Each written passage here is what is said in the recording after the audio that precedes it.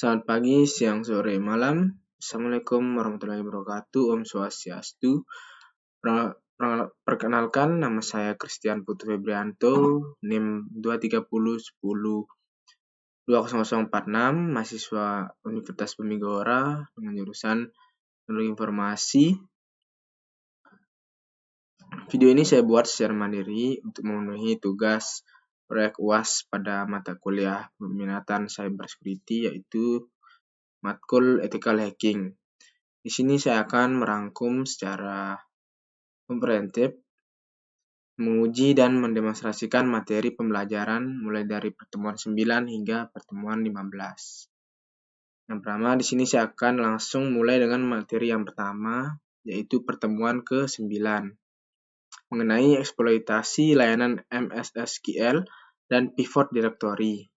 Dalam tahap awal pengujian penetrasi, saya selalu menggunakan identifikasi layanan jaringan untuk mendeteksi port yang terbuka pada target. Yang pertama yaitu kita menggunakan VMware. Nah, di sini kita akan menjalankan Kali Linux.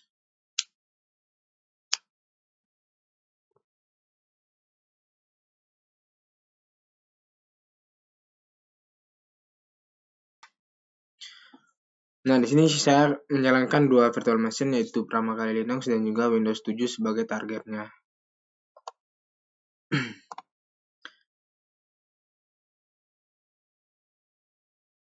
Di sini saya akan masuk ke Kali Linux untuk menggunakan terminal CMD-nya. Nah, yang pertama di sini kita masuk ke Kali Linux, lalu kita membuka terminal. Dan setelah itu kita mengetik perintah atau query nmap min sv dengan alamat IP Windows 7-nya yaitu 192.168.126.133. Ya, mengapa saya mendapatkan alamat IP di sini dengan IP 192.168.126.133 ini? Karena saya alamat IP yang tadi kita ketik di Kali Linux itu saya dapatkan di pada Windows 7 ini dengan tekan perintah yaitu IP config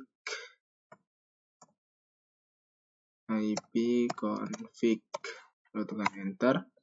Nah, lalu di sini akan terlihat yaitu IP address IP versi 4 itu yaitu 192.168.126.133. Jadi sasaran kita itu pada Windows 7 itu di sini menggunakan alamat IP yang ini. Nah, setelah itu kita jalan kembali ke Kali Linux, yaitu kita tekan enter saja. Tunggu hasilnya muncul.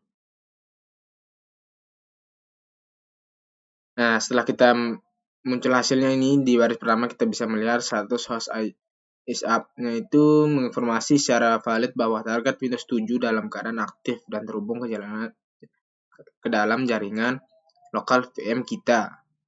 Selanjutnya, kolom port state dan service, nmap menampilkan per port mana saja yang terbuka.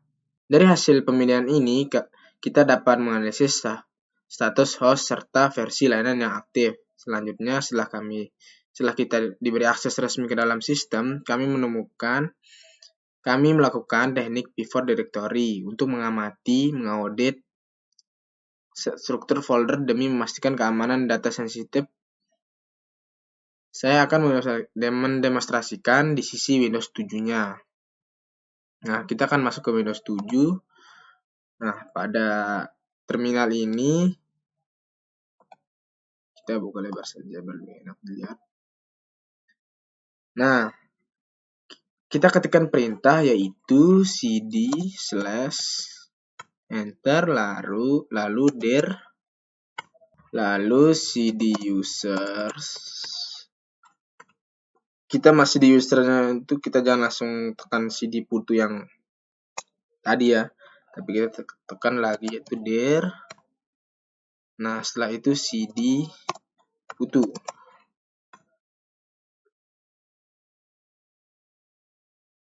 Setelah perintah yang kita jalankan tadi, perintah navigasi ini menampilkan bagaimana struktur direktori internal dikelola. Risiko dan mikrokonfigurasi direktori yang buruk adalah kebocoran kredensial atau informasi penting.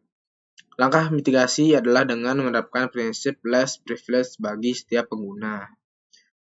Ya, saya akan menjelaskan di sini sedikit tentang perintah yang akan saya jalankan, yaitu yang pertama, saya mengetik dir di sini.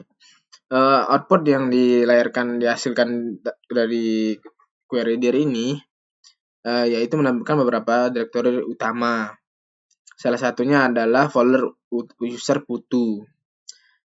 Nah, teknik viewport directory yang saya lakukan dengan masuk menggunakan perintah cd putu ini untuk menyimulisasikan bagaimana seorang penguji keamanan memeriksa apakah folder pengguna tersebut mengizinkan hak akses, baca atau tulis bagi pengguna lain. Jika folder ini terkunci dengan benar, file sensitif di dalamnya terancam dapat diintip oleh pihak luar. Sekian dari mendemonstrasikan pertemuan ke-9 ini. Berikutnya kita akan melanjutkan untuk demonstrasi pertemuan yang ke-10. Terima kasih. Memasuki pertemuan 10, kita bisa membahas miskonfigurasi CMS terbuka. Langkah awal sebelum melakukan pengujian web adalah sidik jari untuk mengenai teknologi di balik target situs web. Di sini kita menggunakan alat layanan WhatsApp terhadap domain dracula.com. Pertama kita membuka ini teleoral.com.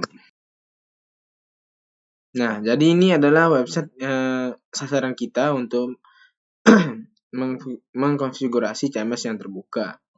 Nah, setelah itu kita kembali ke Kali Linux, kita membuka terminal. Di sini kita ketikkan yaitu perintah atau query what web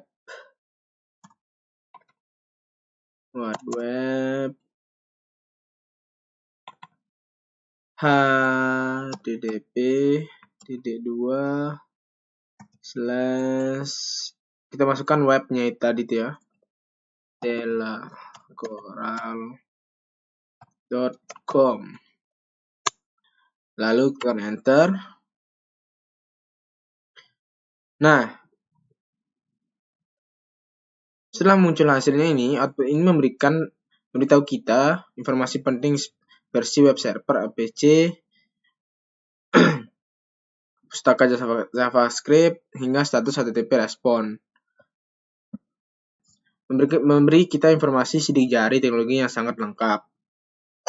Yang pertama itu kita dapat melihat kode 403 forbidden ini. Kode ini menunjukkan bagaimana respon awal server web saat menerima ketukan dari luar. Di sebelahnya kita bisa mendeteksi jenis web server yang digunakan, yaitu Apache. Kita juga bisa melihat framework desain halaman berupa Bootstrap, serta pustaka script query-nya.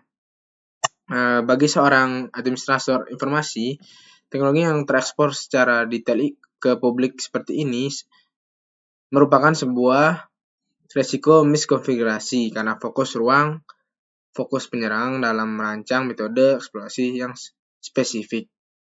Untuk melihat detail header komunikasi antar klien dan server secara lebih mendalam, kita bisa memanfaatkan perintah yaitu -i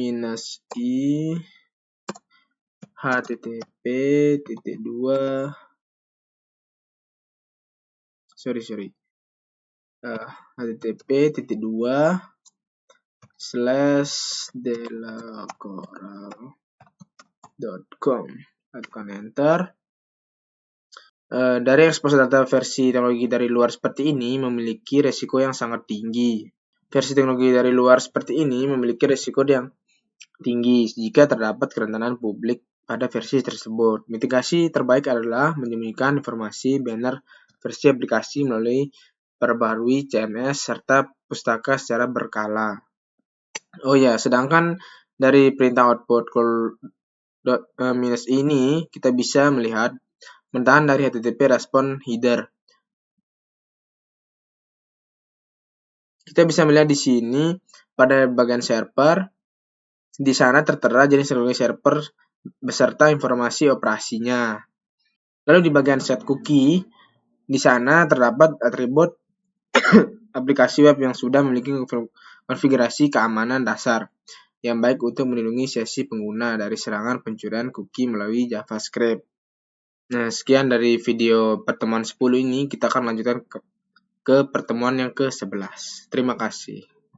Pada pertemuan yang 11 ini, kita mempelajari siklus pasca eksploitasi pada sistem Linux. Tahap ini fokus pada pengumpulan informasi internal setelah akses yang sah diperoleh untuk memetakan kondisi keamanan sistem. Berikut adalah rangkaian perintah dasar yang wajib dipahami oleh seorang administrator untuk mengaudit sistemnya. Mari kita buka terminal Kali Linux. Lalu di sini kita ketik perintah, yaitu yang pertama lalu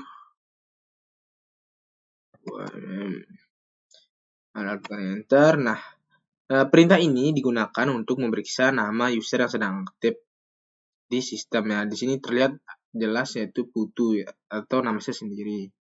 Yang berikutnya itu kita ketik yaitu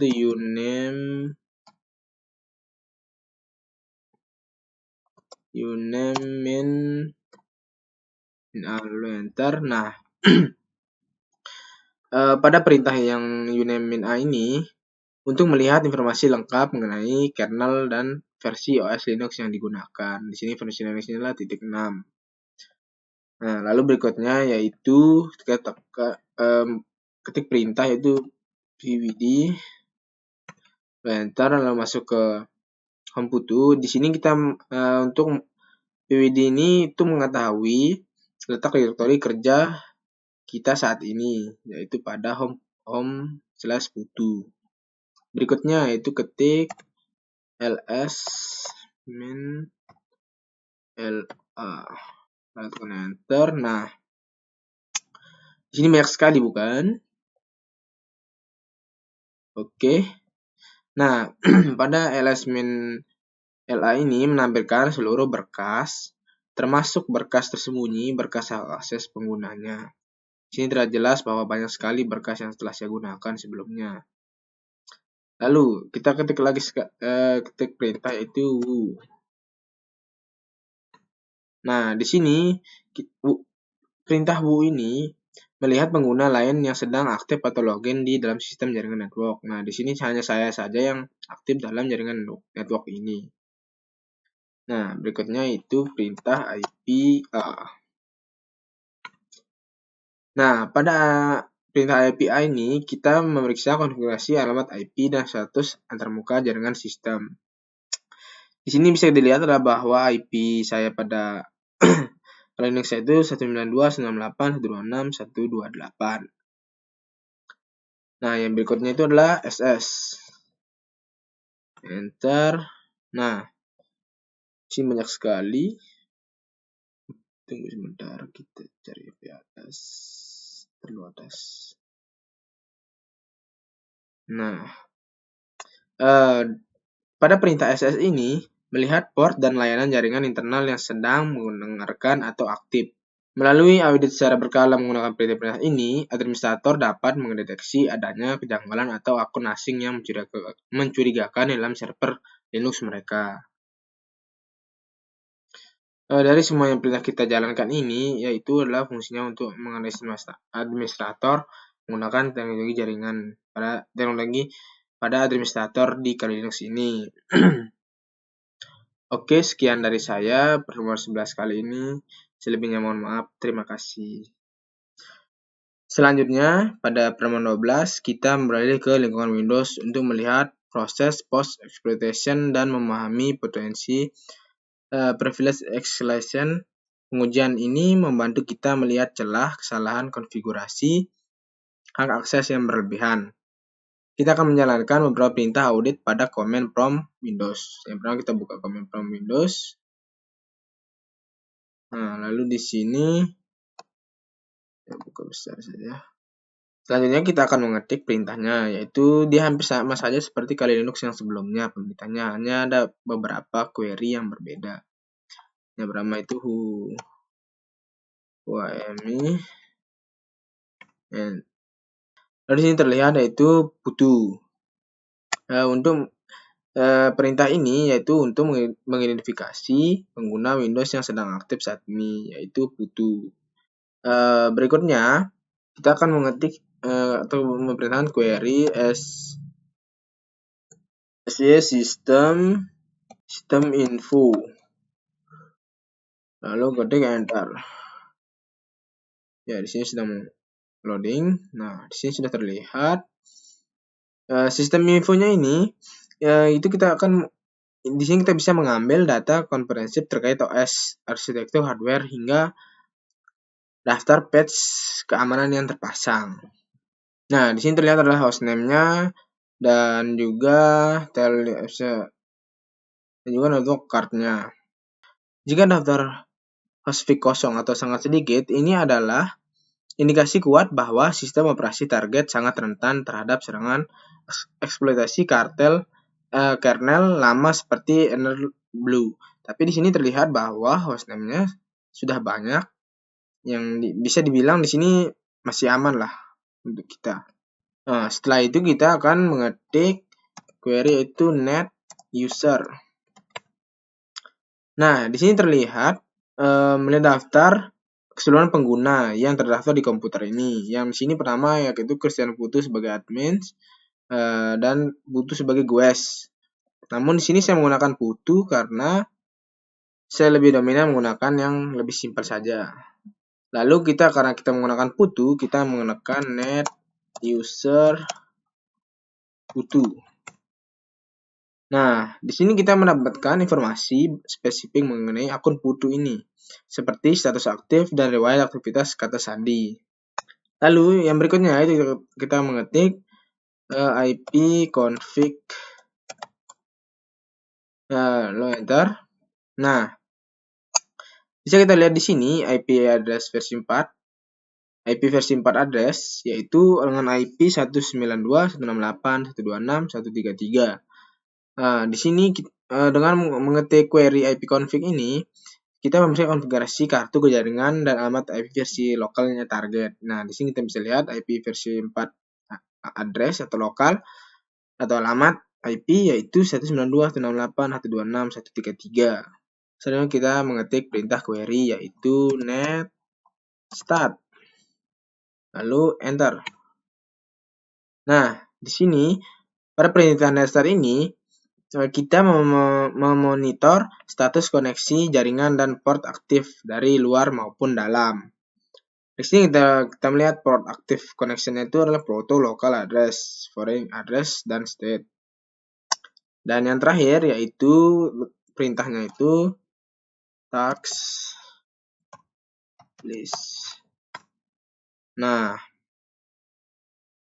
dari perintah tax ini kita menampilkan seluruh proses aplikasi yang sedang berjalan beserta konsumsi memori sistemnya. Kolom pertamanya adalah image name yang berisi daftar file. Sedangkan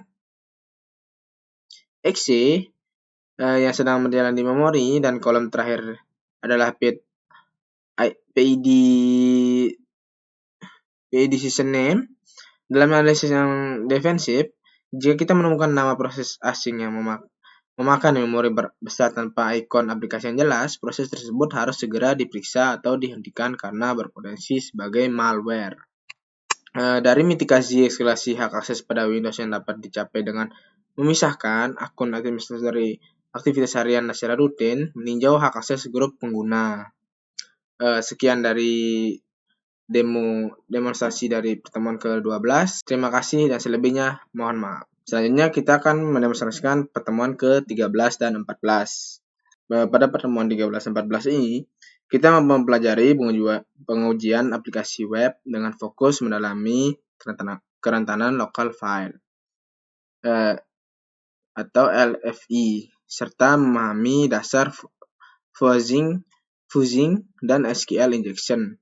Di sini saya akan menguji platform DVWA dengan tingkat keamanan yang rendah.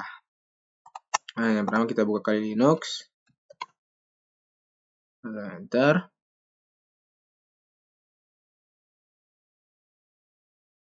Nah, setelah itu kita membuka Firefox untuk mencari website DVWA sebagai target kita. Nah, di sini kita mengetik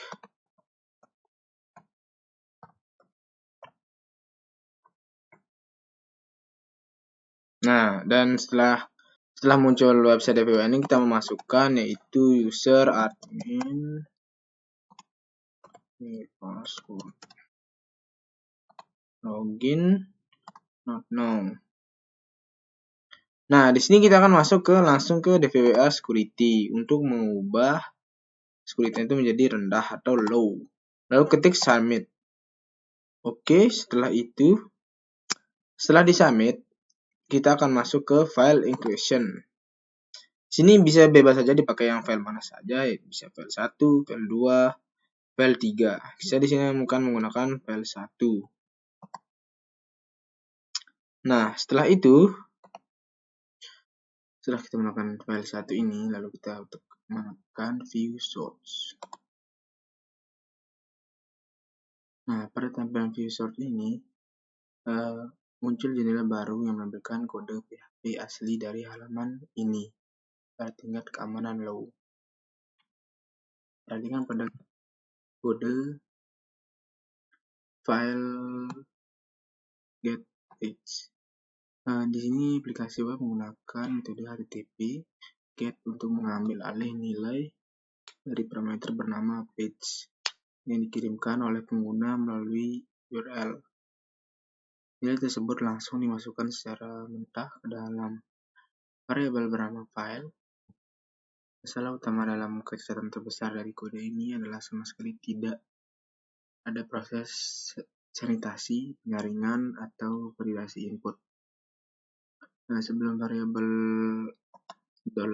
$file ini proses atau eksekusi oleh sistem, isi web ini secara buta mempercayai apapun yang diketikkan oleh pengguna di URL.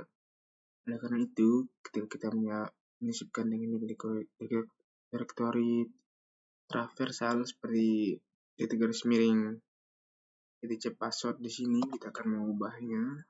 Nah, di sini saya akan mencoba mengubahnya pada ring URL di sini. Kita ubah pada bagian page ini, kita akan mencobanya menggunakan etc/passwd enter. Di sini terlihat setelah server menanggapi instruksi yang valid untuk mencari dan membuka file lokal di sistem operasi, bukan file bawaan aplikasi web. Inilah mengapa penekanan ini local file injection.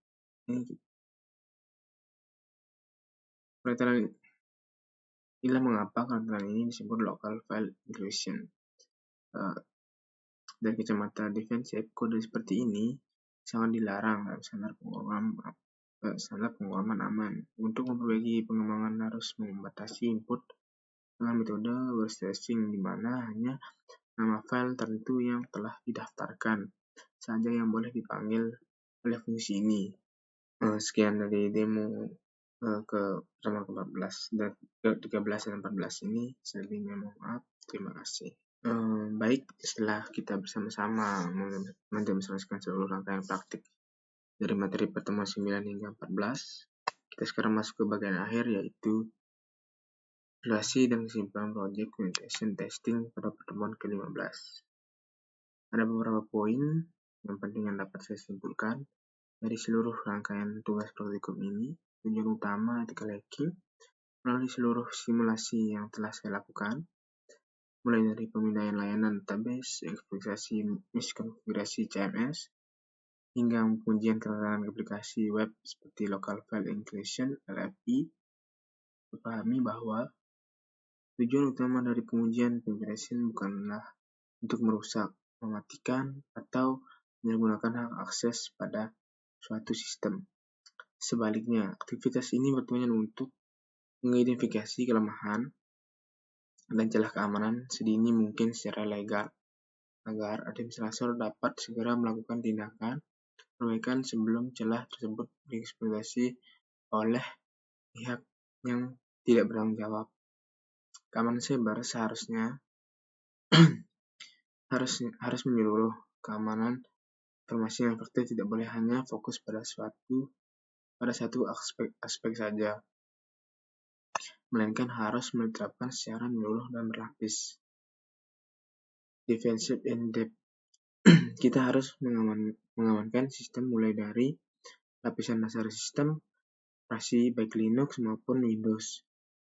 Memperketat konfigurasi layanan jaringan dan port yang terbuka, sehingga memastikan bahwa kode program pada aplikasi pengguna dengan sangat ketat. Penerapan prinsip defensif yang konsisten langkah mitigasi terbaik yang harus diambil oleh setiap organisasi atau administrator sistem meliputi penerapan prinsip less privilege atau hak akses minimum, penggunaan ajakan kata sandi yang kuat, rutin menyembunyikan informasi biner teknologi server, serta melakukan pembaruan patch keamanan software hardening secara berkala. Dengan melakukan audit keamanan dan penguatan sistem secara rutin, dapat meminimalkan risiko kebocoran data sensitif, serta menjaga integritas infrastruktur digital yang kita kelola. Demikian video rangkuman ujian akhir semester untuk mata kuliah ethical hacking ini saya sampaikan. Semoga materi yang telah kita pelajari bersama ini dapat menjadi landasan yang kuat untuk memahami dan menerapkan prinsip-prinsip keamanan cyber secara profesional, bijak, dan bertanggung jawab di masa depan. Terima kasih banyak kepada dosen pengampu Bapak Muhammad Azwar MKom atas bimbingan selama 1 semester ini.